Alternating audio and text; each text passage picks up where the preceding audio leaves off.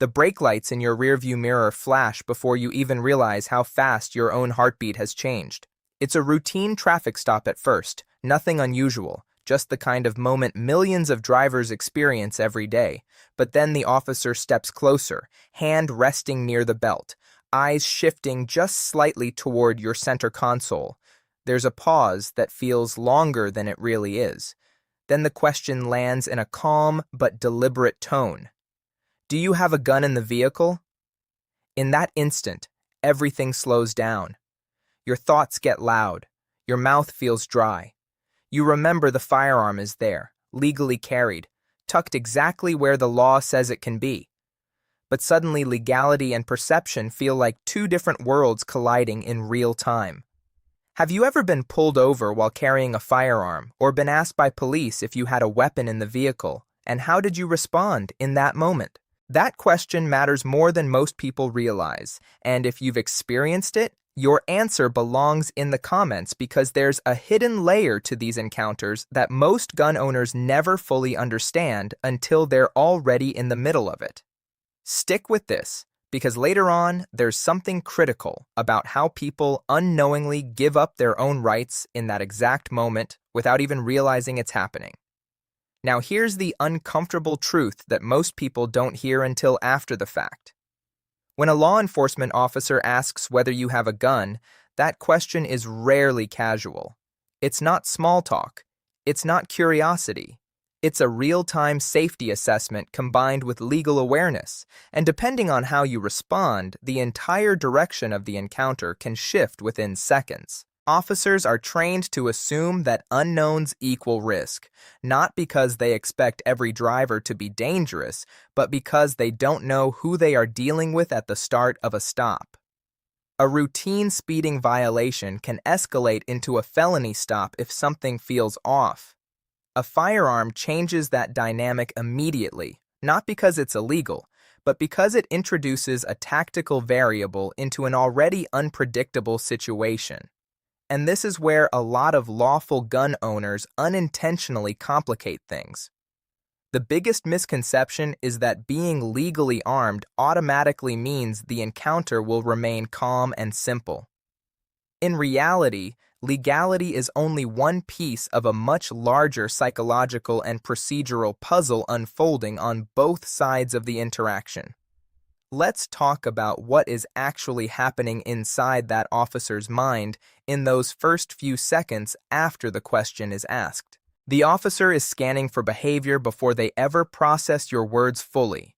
Hands are a major focus. Are they visible? Are they moving toward the glove compartment? Are they suddenly frozen in place? Even the smallest hesitation can register as uncertainty, and uncertainty in a roadside encounter can be interpreted as risk. At the same time, the officer is listening closely to tone. A calm, direct response signals control and awareness.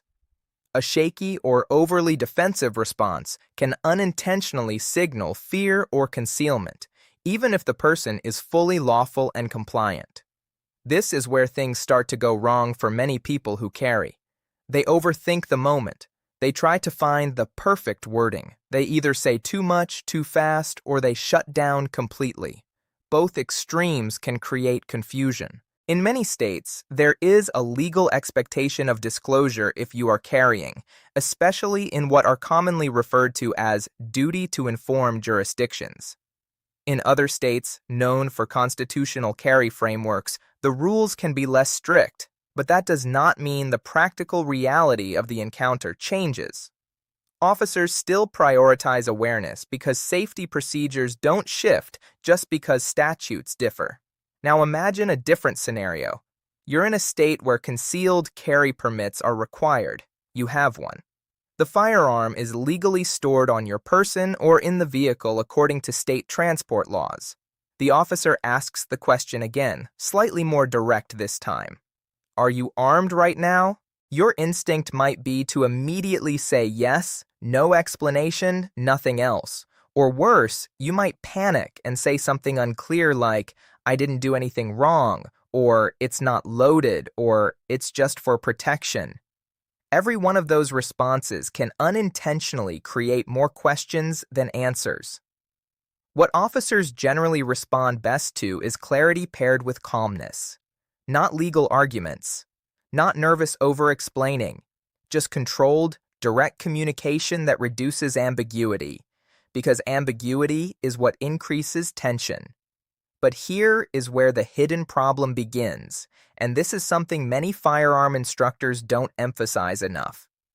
The moment you confirm the presence of a firearm, the officer now has to manage two things at once: the legal legitimacy of your possession and the immediate physical safety protocol of the stop. That often leads to instructions that can feel uncomfortable or even intrusive. You may be told to keep your hands visible at all times. You may be asked not to reach for anything. In some cases, depending on department policy, you may be temporarily asked to step out of the vehicle. And yes, in certain situations, officers may request to secure the firearm temporarily during the stop. This is where many lawful carriers feel their rights are being challenged. But from the officer's perspective, it is about control of variables. A firearm within reach during a roadside interaction introduces a level of uncertainty that policies are designed to minimize, not because the carrier is suspected of wrongdoing, but because the environment is inherently unstable. Now let's talk about one of the most common mistakes that escalates these encounters unnecessarily. It is the sudden movement problem. A driver hears the question, realizes the firearm is present, and instinctively reaches toward the glove compartment, center console, or waistband area to fix the situation. In their mind, they are being helpful. In the officer's mind, that movement is the most dangerous moment of the stop. Even if the intention is purely cooperative, movement without clear communication is where misunderstandings happen. And misunderstandings in firearm-related encounters can escalate faster than almost anything else in law enforcement work. There are also scenarios involving passengers that create additional complexity. Imagine a situation where the driver is unarmed, but the passenger is carrying legally. The officer asks the driver the question, but the passenger answers or shifts noticeably. Now the officer is tracking two people, not one, both of whom could independently change the dynamics of the stop. This is where communication discipline becomes critical. Officers are trained to give instructions to one person at a time. When that structure breaks down, confusion increases, and confusion often leads to more restrictive control measures during the stop.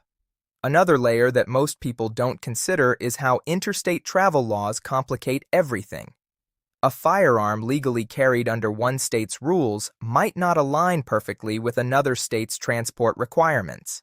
Even lawful carriers sometimes unintentionally cross into gray areas without realizing it. Officers on the roadside are not judges. They are decision-makers in real time, often deferring legal interpretation until after the stop is over. Now let's address something that rarely gets discussed honestly: nervousness. Nervousness is not illegal, but it is observable. And in law enforcement training, abnormal nervous behavior is something officers are taught to pay attention to because it can sometimes indicate concealment, deception, or uncertainty about legal status.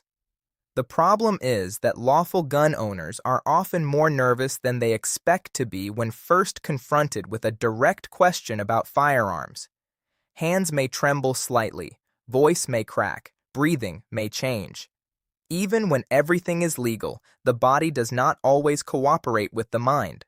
Officers don't automatically assume guilt from nervousness, but it can influence how cautiously the interaction is managed. There is also the issue of consent searches. Many drivers, trying to appear cooperative, unknowingly consent to searches they are not required to agree to.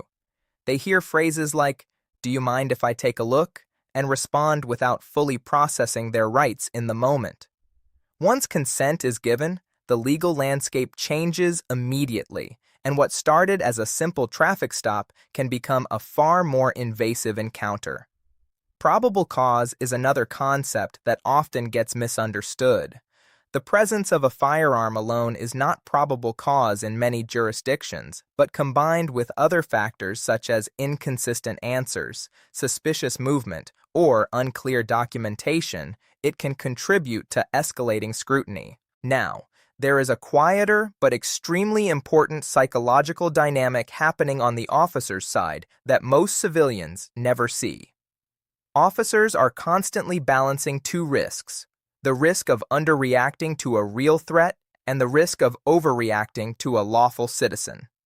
That balance is not easy, especially in low visibility conditions at night or in high traffic environments where control is limited. This is why tone, clarity, and stillness matter so much more than most people realize, not because they are magic words, but because they reduce uncertainty. And reducing uncertainty reduces escalation. A lot of firearm owners ask what they should say if asked directly whether they have a gun. The reality is that there is no single phrase that applies everywhere because laws vary significantly by state and even by department policy. But what experienced attorneys often emphasize is consistency, calm disclosure where required, and avoiding unnecessary elaboration. The danger is not in answering the question. The danger is in how quickly people lose control of the narrative after the question is asked. They start trying to justify, explain, defend, or minimize all at once. That is when misunderstandings begin. There are also cases where officers may temporarily secure a firearm during a stop. This is often misunderstood as confiscation, but in many situations it is a temporary safety measure. The firearm is usually returned once the stop concludes, assuming no legal violations are found. Still, for the person involved, it can feel deeply uncomfortable, even violating, especially if they believe their rights are being overridden. But here is the part that comes later in almost every serious discussion about these encounters. The hidden mistake is not the presence of the firearm. It is the assumption that rights automatically protect you from how situations are interpreted in real time. Rights exist within systems, and systems are run by human beings under stress, making decisions with incomplete information. That gap between legal theory and real-world perception is where most complications arise. A calm, lawful carrier who understands this dynamic can often navigate these stops with minimal friction. But someone who believes legality alone guarantees smooth interaction may find themselves surprised by how quickly a routine stop becomes something more controlled, more cautious, and more tense. And even after everything goes smoothly, after the warning or citation or simple release, most people don't realize how much just happened in those few minutes. The decisions made, the tone used, the movements avoided or not avoided, the words chosen or over-explained, all of it quietly shaped the outcome. You don't forget those moments once you've lived through them. The flashing lights fade, the officer walks back to the cruiser, and for a few seconds there is silence again. But the awareness stays. Because now you know that the question, "Do you have a gun?" is never just a question. It is a turning point, and how you handle the first few seconds after it is asked can define everything that follows without you even realizing it at the time.